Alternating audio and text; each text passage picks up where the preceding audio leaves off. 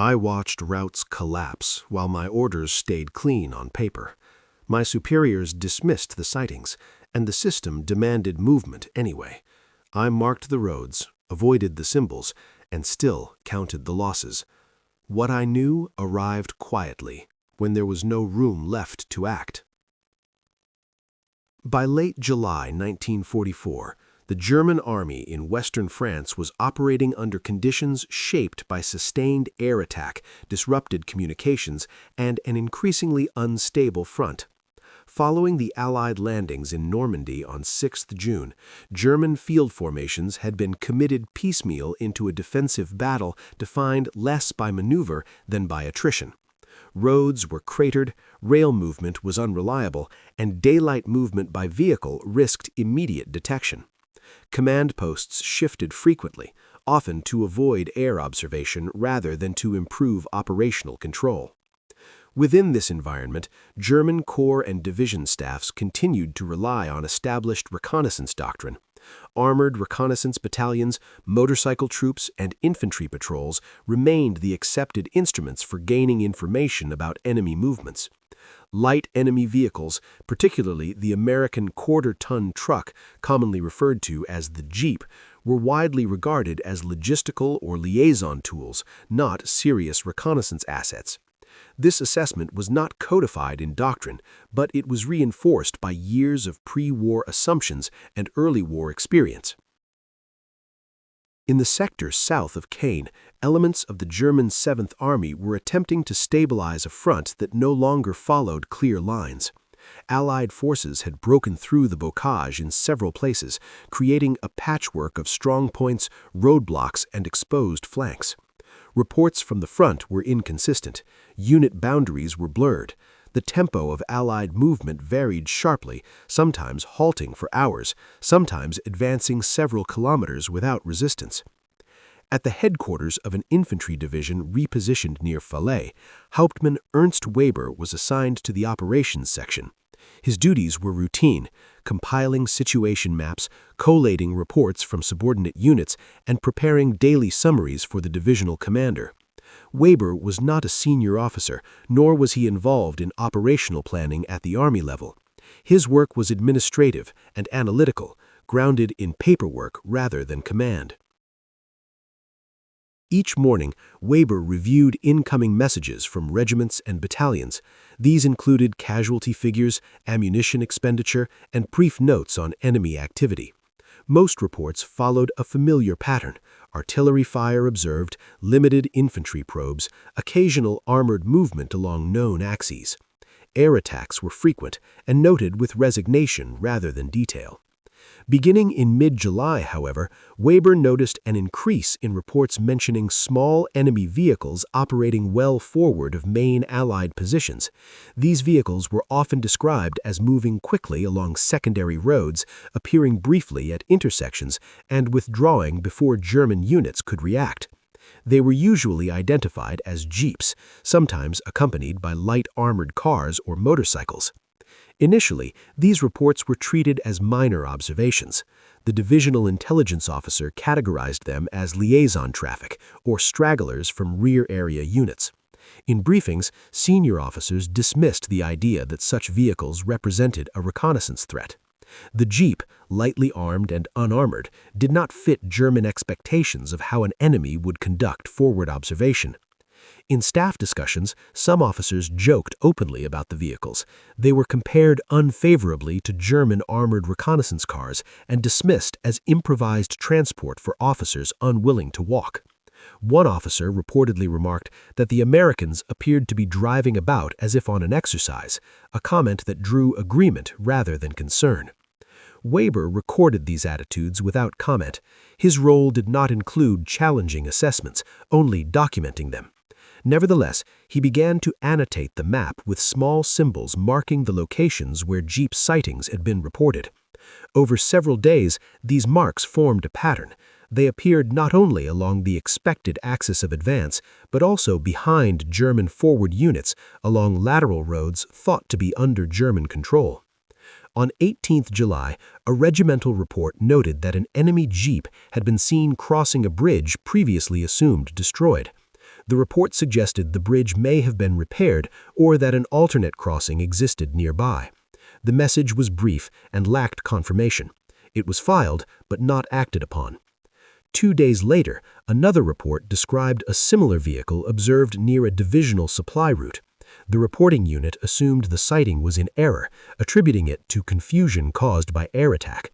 No follow-up patrol was dispatched, as available infantry was already committed to defensive positions.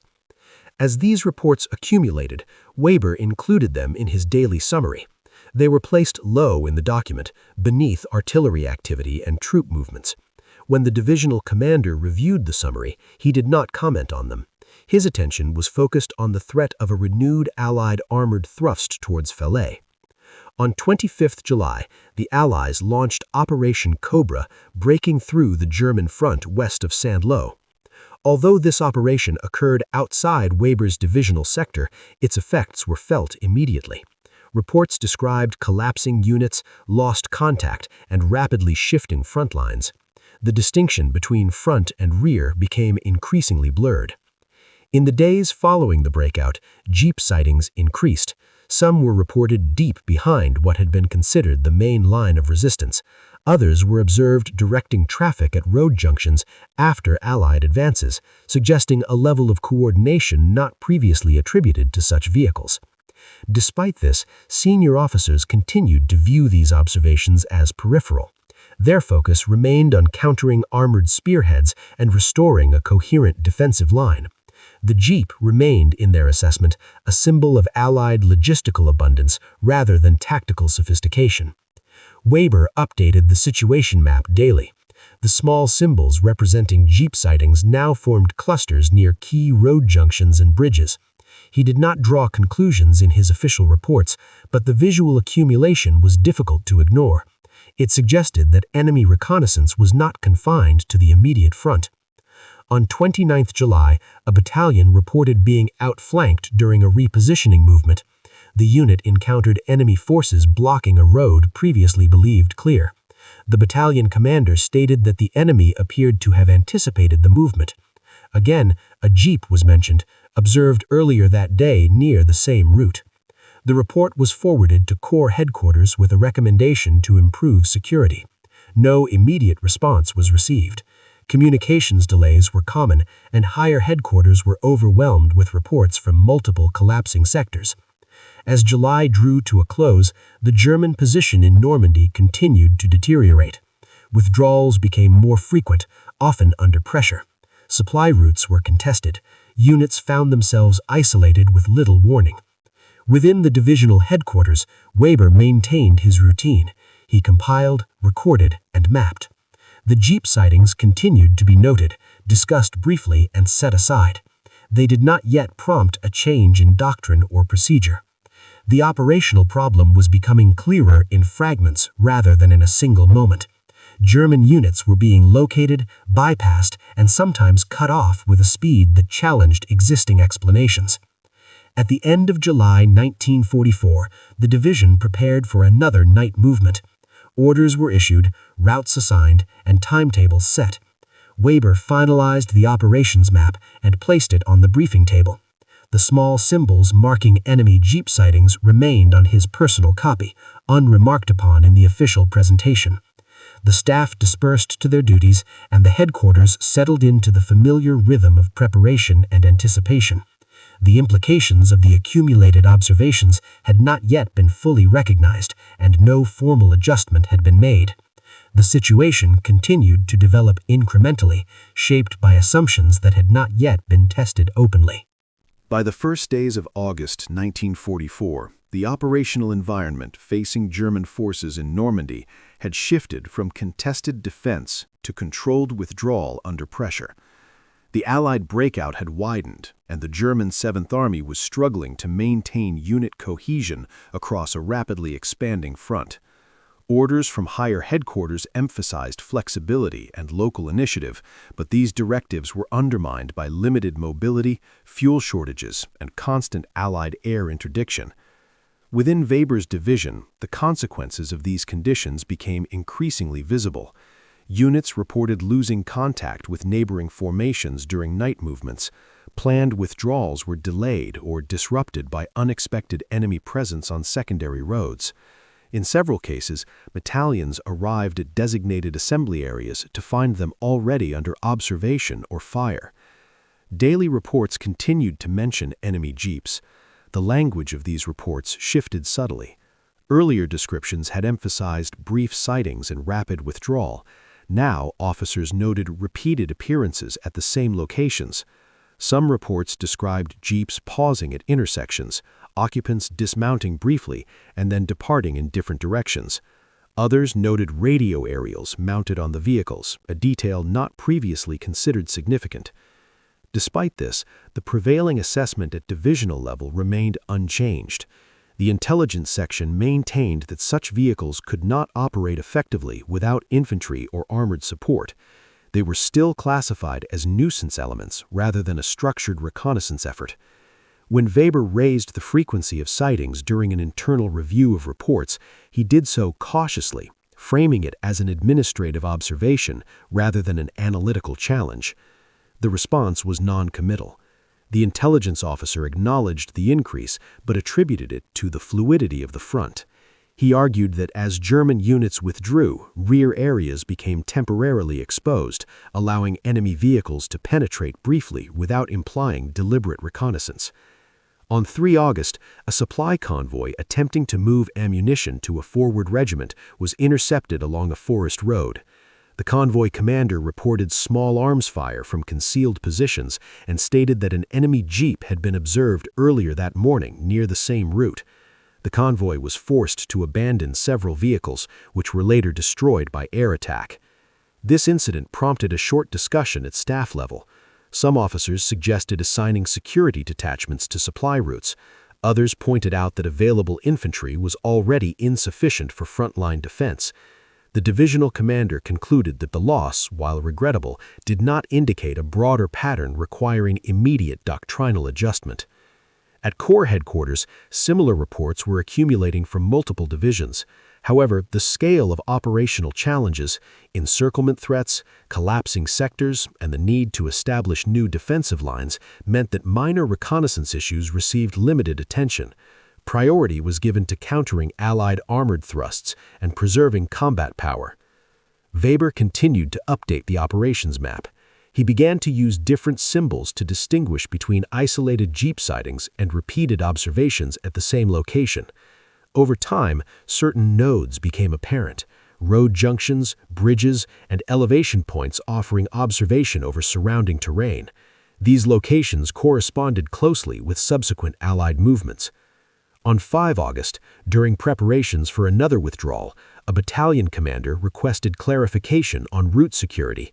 He reported having encountered enemy forces on a road designated as clear less than 12 hours earlier.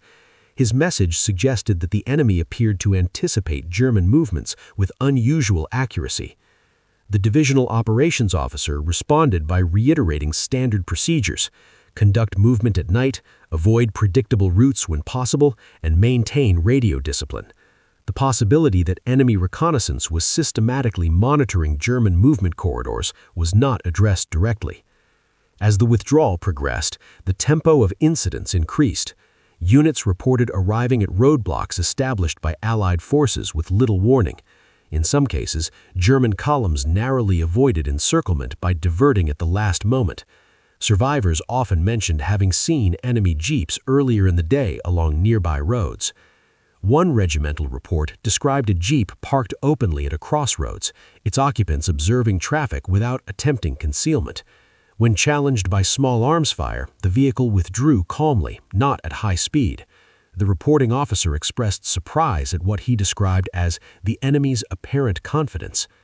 This report was discussed briefly at a staff meeting.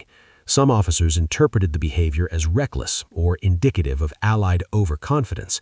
Others suggested it reflected air superiority and the expectation that any German attempt to pursue would be met with immediate air attack. The interpretation that such behavior indicated a refined reconnaissance system was not adopted. Weber noted that the reports now included references to radios in nearly every jeep sighting. He cross-referenced these with intercepted Allied transmissions that suggested rapid dissemination of localized information. The correlation was suggestive but circumstantial. Without explicit confirmation, it remained an observation rather than evidence. On 7 August, the division received orders to reposition elements to counter an Allied penetration threatening to sever lateral communications. The movement required precise timing and coordination across multiple units. Despite careful planning, the operation encountered immediate difficulties. One battalion found its route blocked by Allied forces that appeared to have arrived ahead of schedule. The battalion commander reported that an enemy jeep had been observed earlier that day, moving slowly and stopping at intervals. The implication was clear, though not stated explicitly. The enemy had prior knowledge of German intentions. At divisional headquarters, frustration grew. Officers attributed the setbacks to Allied numerical superiority, air power, and the general collapse of the front. These explanations were valid in broad terms, but they did not fully account for the repeated tactical surprises experienced at the unit level. Weber's role remained unchanged. He documented, mapped, and summarized. His working map now showed a dense pattern of enemy reconnaissance activity along key axes of German movement. The visual contrast between official assumptions and recorded observations became increasingly stark. During a routine briefing, Weber presented the updated situation map. He did not highlight the reconnaissance pattern verbally, adhering to his position within the staff hierarchy. The divisional commander focused on the immediate tactical problem and approved another adjustment to withdrawal plans. Later that day, Weber discussed the situation informally with a junior intelligence officer. The conversation remained cautious. Both acknowledged that the frequency and placement of jeep sightings were unusual. Neither felt empowered to recommend a change in reconnaissance countermeasures without clearer evidence. By mid-August, German forces were converging towards what would later become the Falaise pocket. The pressure on all levels of command intensified. Units moved continuously, often under fire. Communications were sporadic. In this environment, the distinction between reconnaissance, combat, and withdrawal blurred further. Enemy jeeps continued to appear, now often accompanied by light armored elements. They were seen guiding Allied units through gaps, directing traffic, and marking routes. The initial perception of these assets as marginal was increasingly difficult to reconcile with observed outcomes. Yet doctrine lagged behind reality. German reconnaissance units were depleted and often immobilized by fuel shortages. The assumption that effective reconnaissance required armored protection persisted, even as evidence suggested that the enemy was exploiting speed, radio communication, and air cover to compensate for vulnerability. Weber prepared another daily summary. He included a longer section on enemy reconnaissance activity, phrased neutrally and supported by multiple reports. The summary was forwarded to Corps headquarters. Whether it would influence assessments beyond the divisional level remained uncertain. As the situation deteriorated, German units continued to suffer losses not only from direct combat, but from misjudged movements and unexpected contacts. The operational problem had escalated from an abstract concern to a persistent tactical disadvantage. The gap between official doctrine and battlefield reality widened. Observations accumulated faster than interpretations could adapt.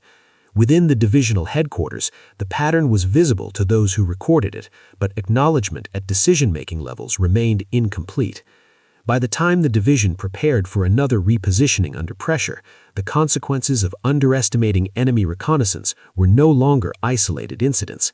They had become a recurring feature of operations, shaping outcomes in ways not yet formally recognized. By mid-August 1944, the German operational situation in Normandy had narrowed to survival and withdrawal.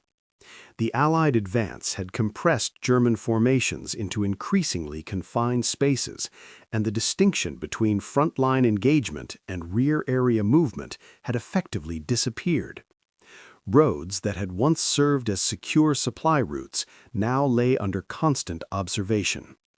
Columns moved cautiously, often halting for hours to avoid air attack, only to resume movement into conditions that were no longer predictable.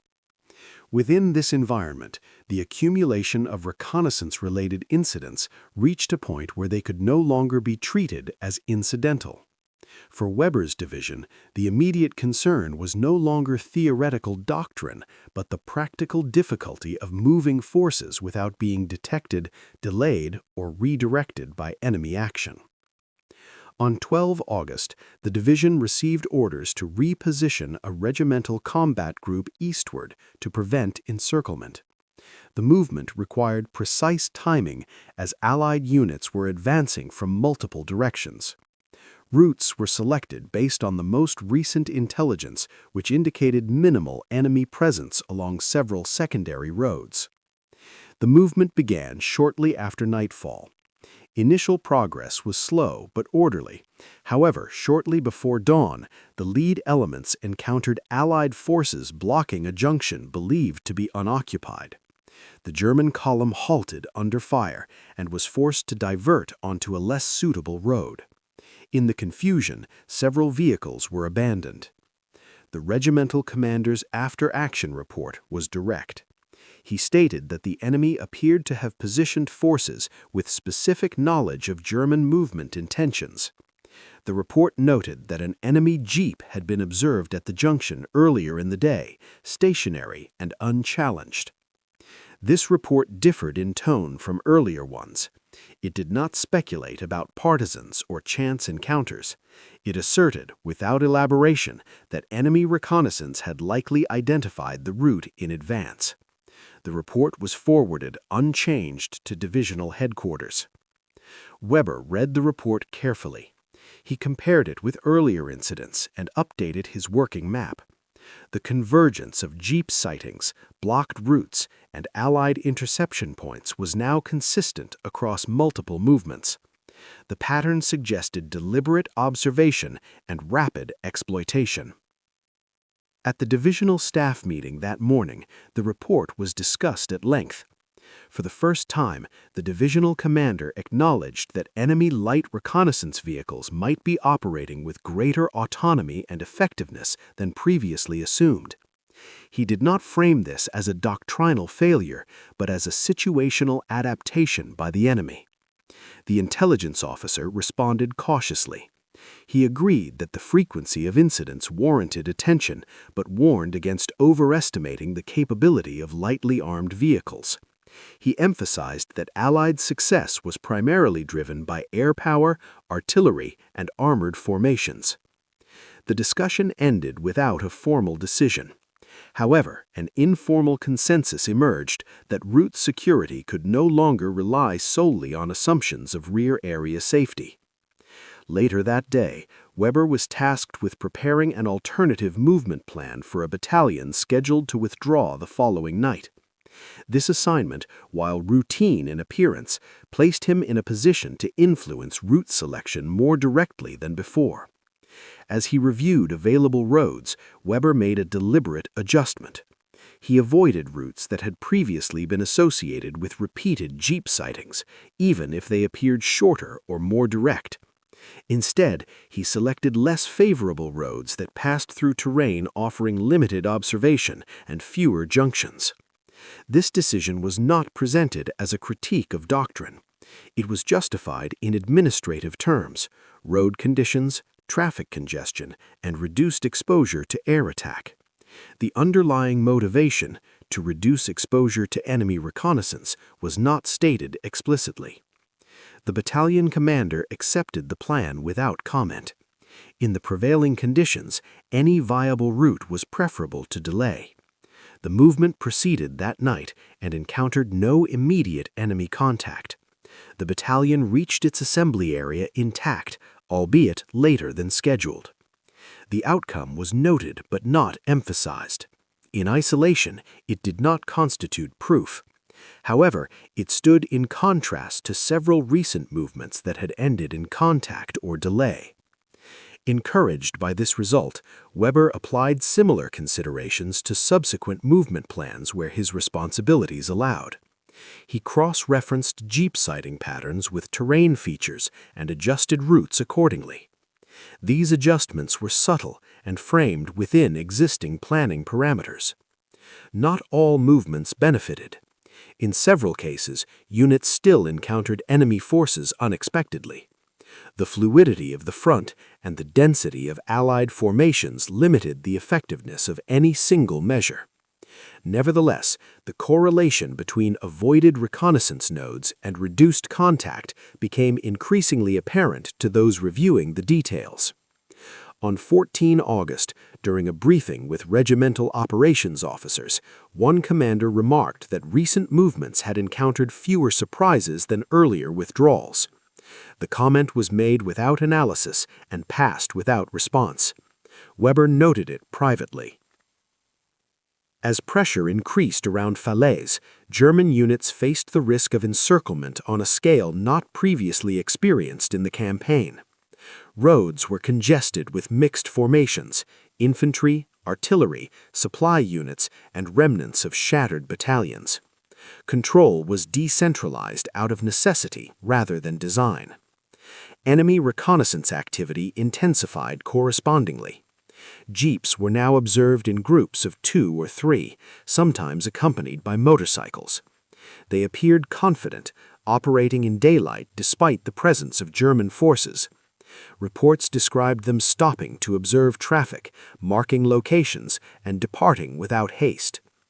The intelligence section began to adjust its language. New reports referred to enemy reconnaissance elements rather than isolated vehicles. This shift was subtle but significant. It reflected a growing acknowledgement that these sightings represented organized activity rather than coincidence. Weber's summaries grew more detailed. He included timelines correlating Jeep sightings with subsequent Allied movements. He avoided explicit conclusions, presenting the information as factual correlation rather than interpretation. These summaries were forwarded to Corps headquarters, where they joined similar reports from other divisions. The sheer volume of data made individual patterns harder to isolate, but the trend was becoming visible at higher levels. On 16 August, during preparations for what was anticipated to be a critical withdrawal phase, Weber was summoned to a briefing with senior staff officers. The purpose was to review movement options under rapidly deteriorating conditions. During the briefing, the Corps liaison officer raised the issue of enemy reconnaissance penetration. He cited multiple divisions reporting similar experiences with light vehicles operating deep along movement corridors. While he did not specify Jeeps by name, the implication was understood. The discussion that followed marked a departure from earlier dismissals. Officers acknowledged that enemy reconnaissance was functioning differently than German doctrine had anticipated. Speed, radio communication, and air superiority allowed lightly equipped elements to gather and transmit information with disproportionate effect. No formal doctrinal revision was proposed. There was neither time nor institutional capacity for such change. Instead, practical guidance was offered. Vary routes whenever possible. Avoid predictable movement schedules, and increase vigilance even in areas previously considered secure. For Weber, this represented a partial validation of observations made weeks earlier. The adjustment was incremental and informal, but it signaled a shift in perception. As the division prepared for continued withdrawal, Weber implemented the guidance within his remit. He coordinated closely with signals officers to minimize radio traffic during movement. He emphasized route variation and discouraged the reuse of roads that had previously drawn enemy attention. The risks of these adjustments were personal as well as professional. Deviating from standard procedures carried the potential for criticism if movements failed for other reasons. In the German command culture, initiative was encouraged in principle, but often scrutinized in practice. Nevertheless, the urgency of the situation reduced resistance. Commanders at all levels were making decisions under pressure, often without clear guidance. In this context, practical effectiveness took precedence over formal conformity. The consequences of earlier underestimation were now unavoidable. German units were fighting not only Allied firepower, but also an information disadvantage that shaped engagements before they began. Light reconnaissance vehicles had become force multipliers, enabling encirclement and interception without direct confrontation. By the evening of 16 August, the division was preparing for what many officers privately acknowledged might be a final attempt to break out of the encirclement forming east of Falaise. The roads ahead were uncertain, and the enemy's awareness of German movement was assumed rather than questioned. Weber finalized the operations map for the night movement. The symbols marking enemy reconnaissance were no longer peripheral annotations. They influenced planning decisions directly, even if not acknowledged openly. The shift had not been codified, announced, or celebrated. It emerged quietly from accumulated observation and necessity.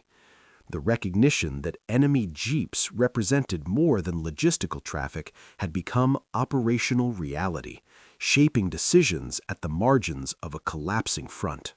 By the third week of August 1944, the German forces trapped east of Falaise faced conditions defined by compression, exhaustion, and fragmentation. The encirclement was no longer theoretical. Allied units advancing from north and south had narrowed the corridor through which German formations attempted to withdraw. Movement was continuous, often conducted under fire, and rarely according to plan. Within Weber's division, the effects of earlier planning adjustments became more visible, though not uniformly successful. Routes selected to avoid known reconnaissance nodes reduced some encounters, but the density of Allied forces limited the effectiveness of avoidance alone. The enemy's awareness of German movement appeared to be persistent rather than episodic. On 18 August, a mixed column of infantry, artillery, and supply vehicles attempted to move eastward along a narrow road bordered by hedgerows. The route had been selected specifically because it had not appeared in previous reconnaissance reports. Nevertheless, shortly after midday, the column came under artillery fire. Observers reported enemy forward elements already positioned to engage. Survivors later stated that an enemy jeep had been seen earlier that morning near a nearby crossroads, stationary and unchallenged. The vehicle had not drawn attention at the time, as German units were accustomed to such sightings by this stage of the campaign. The incident resulted in significant losses. Several artillery pieces were abandoned, and the column fragmented under pressure. The report reached divisional headquarters within hours, adding to a growing record of similar encounters. At staff level, frustration gave way to resignation. The pattern was no longer debated.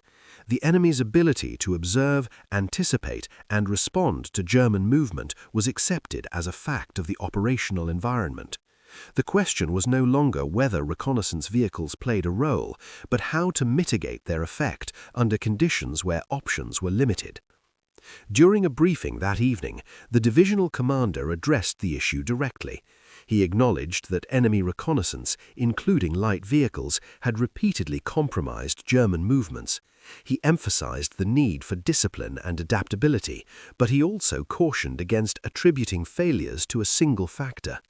His remarks reflected the tension between acknowledging reality and maintaining cohesion. To focus too narrowly on reconnaissance risked undermining confidence in other aspects of command. The commander framed the issue as one of cumulative pressure rather than a specific oversight. Nevertheless, practical measures followed. Units were instructed to assume that all roads were under observation. Movements were to be staggered, with increased spacing between vehicles. Halts were to be conducted under cover whenever possible, regardless of time constraints. These measures imposed additional strain, delays increased, and coordination suffered. In some cases, units missed opportunities to escape narrowing corridors because caution slowed movement. The balance between speed and concealment became increasingly difficult to manage. Weber found himself in a precarious position. His earlier adjustments to route planning had demonstrated limited success, but the scale of the crisis reduced the impact of such measures. At the same time, scrutiny of staff decisions intensified. Losses prompted questions, and deviations from standard procedures were examined more closely. On 19 August, Weber was called into a review meeting with senior officers. The purpose was to assess why several movements had failed to reach their intended destinations. Maps were spread across a table, annotated with notes and casualty figures. One officer pointed to a route Weber had recommended and questioned its selection. The route had avoided known reconnaissance nodes, but had passed through terrain that slowed movement. The delay had coincided with Allied advances, resulting in interception. Weber responded cautiously. He explained the criteria used in route selection, emphasizing air exposure, road condition, and traffic congestion. He did not cite reconnaissance avoidance explicitly, though the implication was clear to those familiar with his working methods. The divisional commander intervened to close the discussion. He stated that under current conditions, no route could be guaranteed safe. He reminded the staff that the purpose of planning was to reduce risk, not eliminate it. The meeting moved on without assigning blame. The exchange highlighted the limits of initiative within a strained system. Adjustments based on observation could improve outcomes in some cases, but they could also introduce new vulnerabilities. The institutional framework was not designed for rapid adaptation under encirclement. As the encirclement tightened, German units attempted to break through along multiple axes. The environment was chaotic. Columns moved through smoke and debris, often without clear direction. Communication with higher headquarters was sporadic or non-existent. Enemy reconnaissance vehicles were now an accepted presence. Reports described jeeps guiding Allied units to key positions, directing artillery fire, and coordinating roadblocks. Their visibility was no longer surprising, their effect was assumed. In one instance, a German infantry company attempting to withdraw encountered an Allied roadblock that appeared to have been established moments before their arrival. Survivors reported seeing an enemy jeep depart the area shortly before contact. The vehicle's role was inferred rather than confirmed, but the pattern was consistent with previous experiences. These incidents reinforced a growing understanding among German officers that the enemy's reconnaissance system operated continuously, not in discrete phases. Information was gathered and exploited in near real time, compressing the decision cycle beyond what German units could counter effectively. Weber continued to document these developments. His summaries became less descriptive and more analytical, though still restrained in tone. He emphasized correlations and timelines, avoiding speculative language. The intent was to provide clarity without assigning fault. At corps level, similar assessments were being compiled. The recognition that Allied reconnaissance practices differed fundamentally from German expectations was spreading, though it came too late to influence the outcome of the Normandy campaign. On 20th August, the division received fragmented orders to attempt withdrawal through a narrowing corridor near Chambois. The plan required coordination with adjacent units that were themselves under pressure. Timing was critical, but conditions made precise execution unlikely. Weber assisted in preparing movement schedules that incorporated maximum dispersion and route variation. The plans were complex and assumed a level of coordination that reality could not sustain. Nevertheless, they represented the best available option. As units began to move, the consequences of earlier underestimation became fully apparent. Roads were congested with wrecked vehicles. Allied forces occupied key terrain. Air attacks resumed whenever weather permitted. Reconnaissance elements operated freely, unchallenged by German air cover or effective countermeasures. In one instance, a German infantry company attempting to withdraw encountered an Allied roadblock that appeared to have been established moments before their arrival. Survivors reported seeing an enemy jeep depart the area shortly before contact. The vehicle's role was inferred rather than confirmed, but the pattern was consistent with previous experiences. These incidents reinforced a growing understanding among German officers that the enemy's reconnaissance system operated continuously, not in discrete phases. Information was gathered and exploited in near real time, compressing the decision cycle beyond what German units could counter effectively. Weber continued to document these developments. His summaries became less descriptive and more analytical, though still restrained in tone. He emphasized correlations and timelines, avoiding speculative language. The intent was to provide clarity without assigning fault. At corps level, similar assessments were being compiled. The recognition that Allied reconnaissance practices differed fundamentally from German expectations was spreading, though it came too late to influence the outcome of the Normandy campaign. On 20th August, the division received fragmented orders to attempt withdrawal through a narrowing corridor near Chambois. The plan required coordination with adjacent units that were themselves under pressure. Timing was critical, but conditions made precise execution unlikely.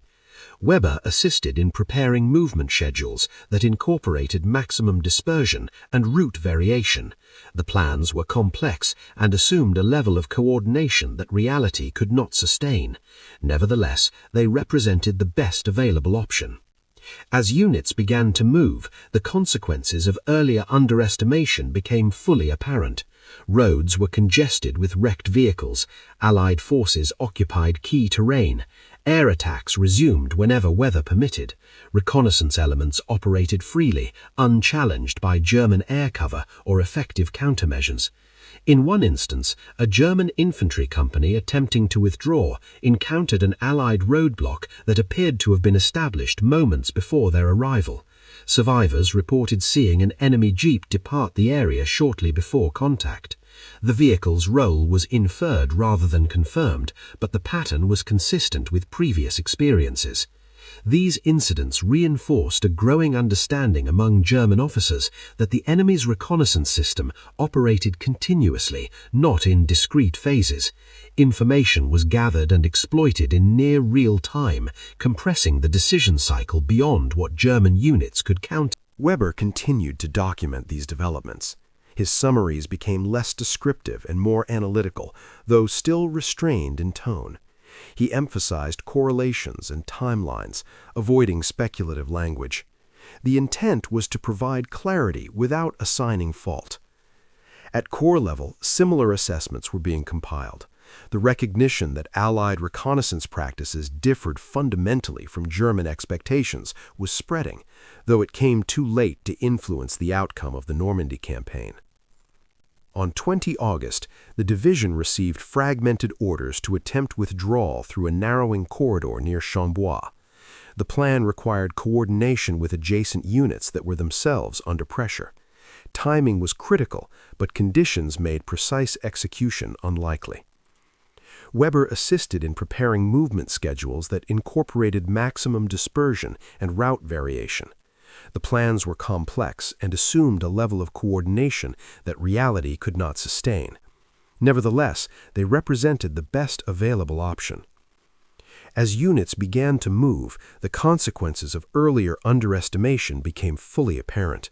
Roads were congested with wrecked vehicles. Allied forces occupied key terrain. Air attacks resumed whenever weather permitted.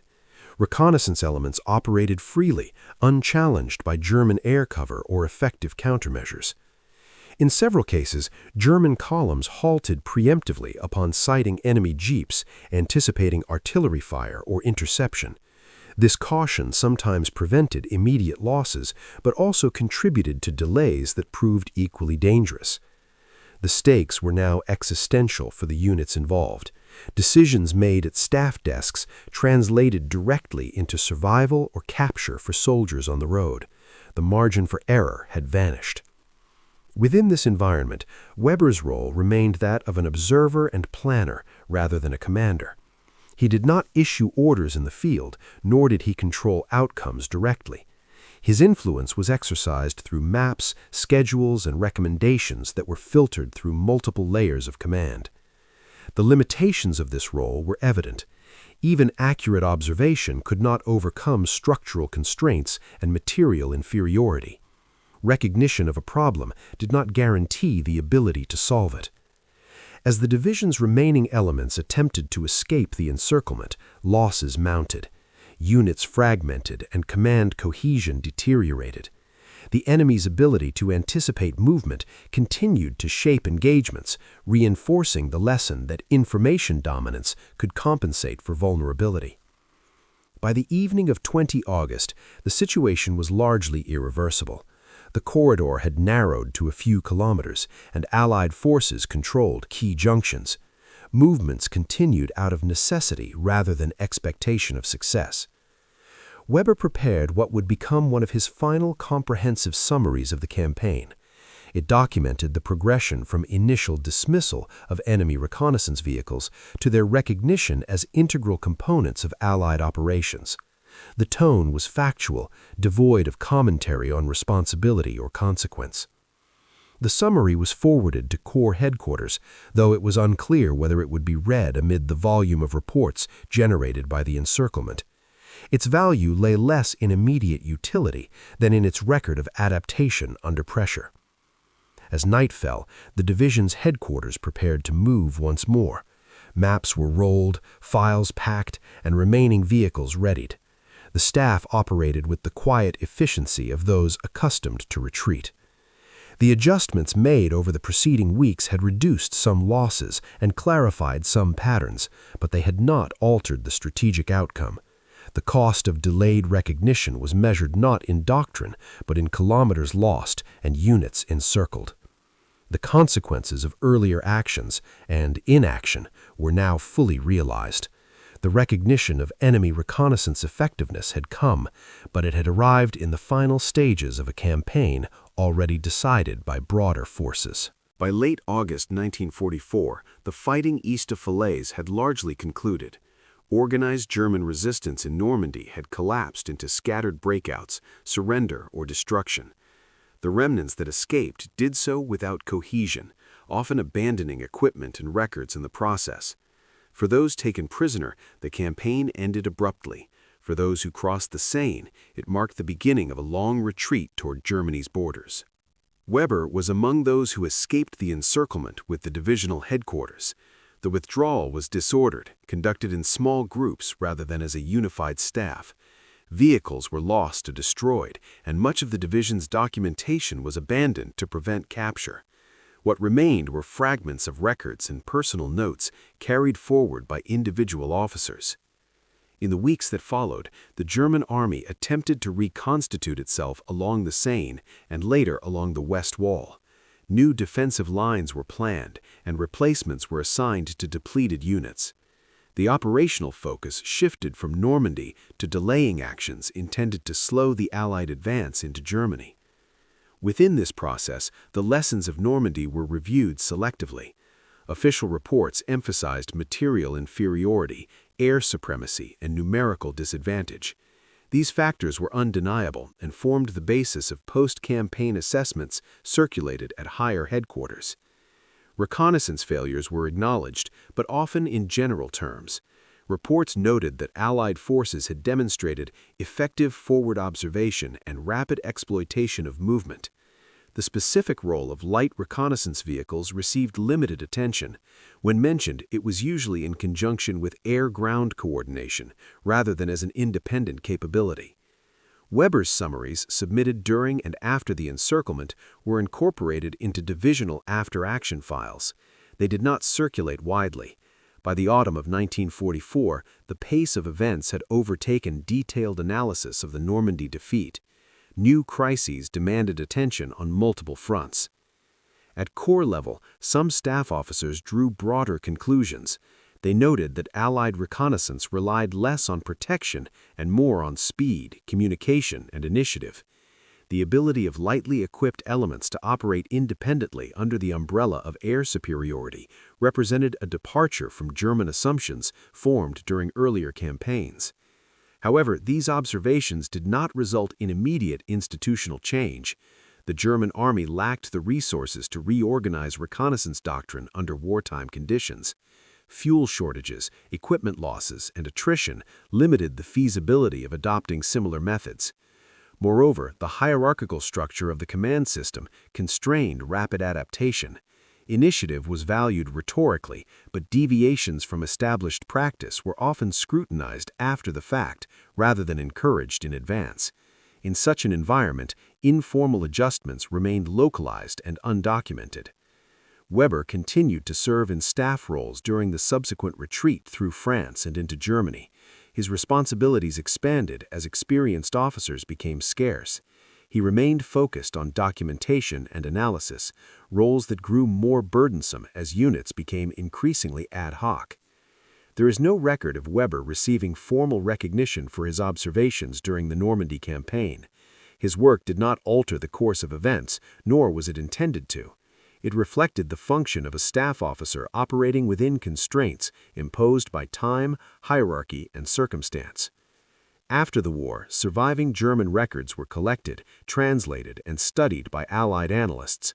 These materials contributed to a broader understanding of the campaign, though individual contributions were often anonymized or subsumed into aggregate assessments.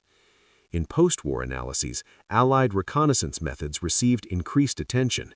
Historians and military scholars examined the role of mobility, decentralized decision-making, and communication in enabling rapid operational tempo. The Jeep became a symbol of logistical flexibility, but its reconnaissance role was often treated as self-evident rather than contested. From the German perspective, the underestimation of such capabilities illustrated a recurring pattern. Assumptions formed under one set of conditions persisted even as the operational environment changed. Light vehicles had been judged by their protection and armament rather than by their ability to gather and transmit information. The experience in Normandy demonstrated that vulnerability did not preclude effectiveness when offset by speed, coordination, and supporting systems. Reconnaissance no longer required heavy armor if information could be relayed faster than the enemy could respond. This lesson was absorbed unevenly. Some post-war German officers acknowledged it in memoirs and lectures. Others emphasized structural disadvantages that left little room for adaptation. The debate reflected differing interpretations of responsibility and causation. For Weber, the campaign remained defined by accumulated observation rather than singular moments. His maps, marked with incremental annotations, captured the gradual emergence of a pattern that became obvious only in retrospect. The absence of a decisive turning point underscored the nature of institutional learning under pressure. There was no dramatic realization, no formal acknowledgement during the campaign itself. Recognition came quietly through altered language and reports, adjusted movement plans, and cautious acceptance of new realities. By the time the pattern was broadly understood, the operational consequences were irreversible. In this sense, Weber's experience was representative rather than exceptional.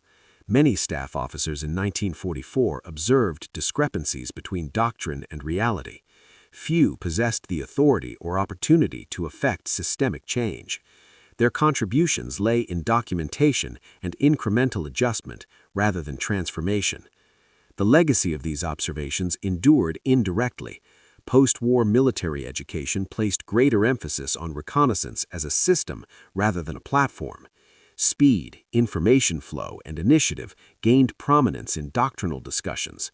The vulnerability of reconnaissance assets was weighed against their informational value rather than treated as a disqualifying factor. The Jeep, once dismissed as a convenience vehicle, became emblematic of this shift. Its effectiveness lay not in its firepower, but in its integration within a broader operational framework. This understanding emerged gradually, shaped by campaigns like Normandy and recorded in fragments by officers like Weber. The story of underestimated reconnaissance is not one of singular error or individual failure. It reflects the inertia of established practice under conditions of rapid change. It also illustrates how seemingly minor elements can exert disproportionate influence when aligned with favorable conditions. As the war moved toward its conclusion, such lessons were overtaken by larger events, yet they remained embedded in the experiences of those who observed them firsthand, recorded in reports that outlived the units they described. If this account added context to the overlooked mechanics of World War II operations, consider supporting the channel to continue documenting lesser-known aspects of the conflict with the same measured approach.